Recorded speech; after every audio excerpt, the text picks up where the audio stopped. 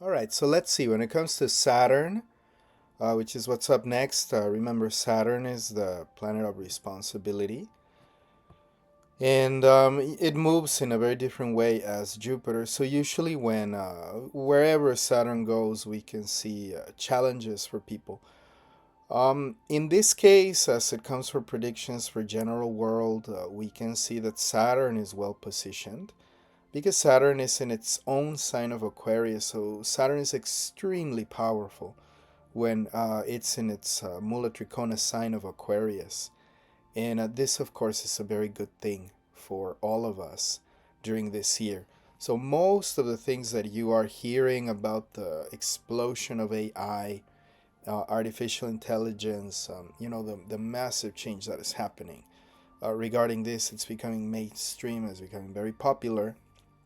And also, soon we're going to have the Apple Vision Pro, which is, in its way, it's going to change the way we interact with technology. Will it be as big as the smartphone? Yeah, I think with time, the technology will evolve into that once we get into media, entertainment media, design as well. So all of that is going to happen during this year, as well as advancements in medicine and advancements in the economical technology as well. So Saturn is in Aquarius until March the 29th of 2025. So we still have the entire year of Saturn being in Aquarius. It's going to be in two nakshatras. First, it's going to be in the nakshatra of Shatabhishak, and then it's going to be in Purva Bhadra. Remember that the aspects, right, are going to be directly on Aries, Leo, and Scorpio. So here is where we see that if you have any important planet in Aries, or if your chart Aries is prominent, that is a position of power because both Saturn and Jupiter are going to be present. It's almost like they're conjunct in Aries. So it's incredibly powerful. The same goes for Leo. There's going to be an aspect in Leo. And then finally, there's an aspect in Scorpio. So we'll watch out whenever Mars goes into Aries, Leo, or Scorpio, because those are going to be definitely zones of tension. But apart from that, I think we should be okay. Then, of course, it's Saturn is Lord in Capricorn and Aquarius. So, during this time, people that have nativities in Capricorn and Aquarius, even though there is responsibility, there's a lot of opportunity. So remember, many people they are afraid of Saturn, but as long as you are responsible, you're on time, and the quality of your work is diligent and constant, you should not have a problem with Saturn. Saturn is a planet that rewards stability and long term commitment, trust. So, during these times, we're going to be experiencing these things. The problematic time will come around the beginning of summer, end of spring, 2904. Saturn retrogrades in Aquarius, and that's going to go all the way till November, till 15th of November. So it'll be retrograde in Purva Bhadra, so that is the challenging aspect. And it'll come back to Shatabhishak on December 27th, and then it'll go into Purva Bhadra again direct until April of 2025. So during the times when there is retrogrades, we'll be asking ourselves, is like, what have we done? Why did we do this to ourselves? And we will reevaluate. Last time Saturn was retrograde, we had all this drama with the representatives of the main AI companies writing a letter that we should hold back on AI development and not do it anymore. So during these times you can expect that if the retrograde is going to be in Purva Bhadra, which is the sword, the symbol is a sword or two legs of a bed. It is lorded by Jupiter, and it is the deity. It's the one-footed goat, so it has the Shakti of Jayamana, which is it is to raise oneself from in spirituality. So I think that all the dialogue and all the questions are going to be around materialism versus spirituality.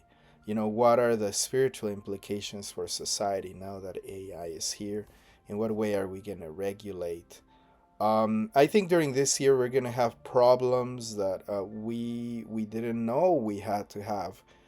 But anyway, there is no stopping the AI revolution.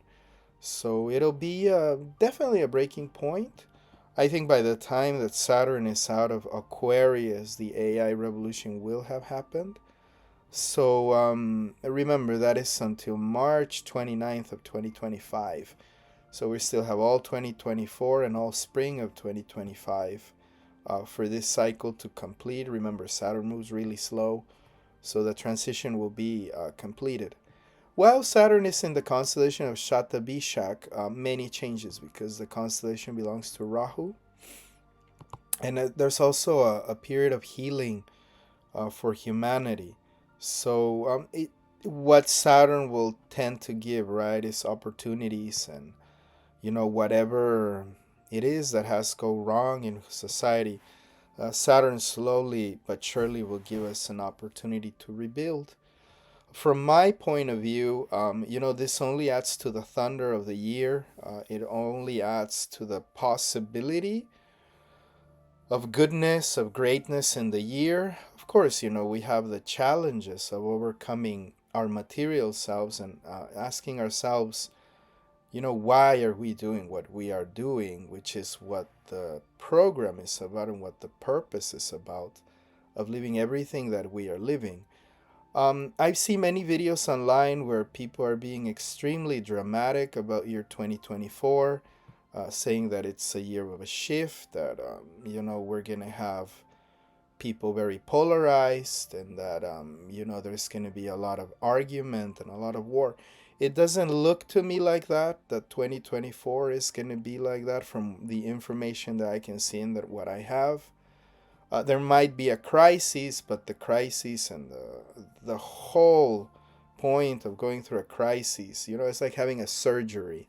The whole point why you go through a surgery or like a purge in your body, right? Why you go and see an expert doctor if you have a tumor, is because that needs to be extracted so the entire organism can live.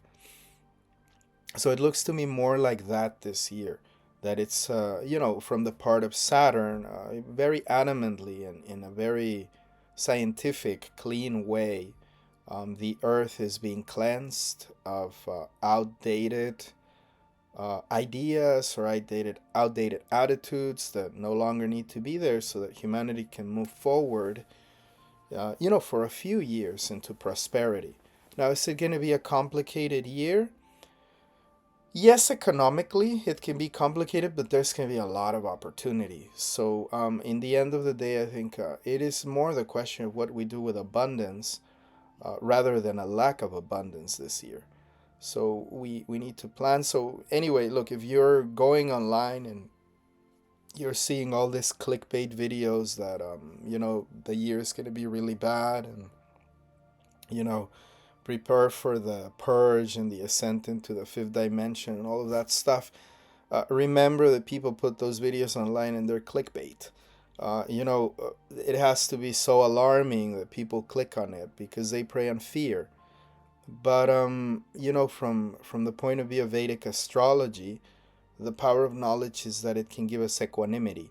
So, we know what's happening. It's like foretelling the weather, right? If it's going to be cold, you wear a jacket and you are prepared.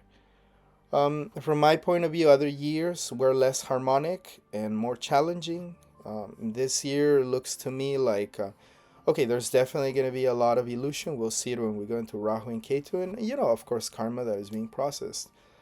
But it looks to me like a year of harmony and opportunity, especially for stability and material growth. So, of course, there's the shifts, but I would say the major shift will definitely come from Saturn in Aquarius. It's important. Humanity lives this once every 27 years, so an incredible technological revolution what's going on right now. Yes, you will see the difference. Yes, it will, hopefully, by the decisions we take, elevate humanity. But remember that it's not so much the power we have, right? You can be driving a Ferrari, or you can be driving an airplane, a jet plane at that, the Millennial Falcon. But it really doesn't matter the capability of the machine. What matters is who's driving it, who the pilot is.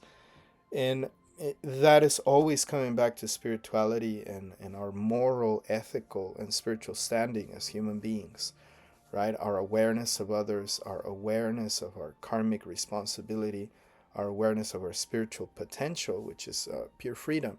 So, for example, you have wonderful examples around the world of spiritual leaders that are doing a lot under this energy. So, particularly the Sadhguru of Coimbatore, India, he is very much in this ray of Saturn and Aquarius, very, very much on that line. And, look what he's doing, right? So it's not all doom and gloom for humanity. The right people that can elevate our consciousness and our frequency, they are there. He's not the only one, right? He just happens to be the one that I see is more in tune with this energy of Saturn particularly. So I predict that for him, he will expand even more. So no, from my point of view, I don't think humanity is doomed. I don't think, all the eggs are in one basket, as my auntie would say. No, it's not like somebody has all the power. I think every single one of us has a choice. So never fall into the despair of thinking that you're at the mercy of some bad energy and that you have nothing to do about it. No, if you work on yourself and you're in clean energy and you're in high vibration and frequency, everything should be okay. Try to associate with people that are in a great frequency. Try to find a spiritual master, and sure enough, you can travel even the most dangerous waters, right, under the expert guidance of an expert navigator. So there shouldn't be a problem. At least karmically, it doesn't look a very challenging year as others that we have gone through just recently. It'll tend towards a purge and stability of that energy that needs to go, so that again, the system may stabilize once more.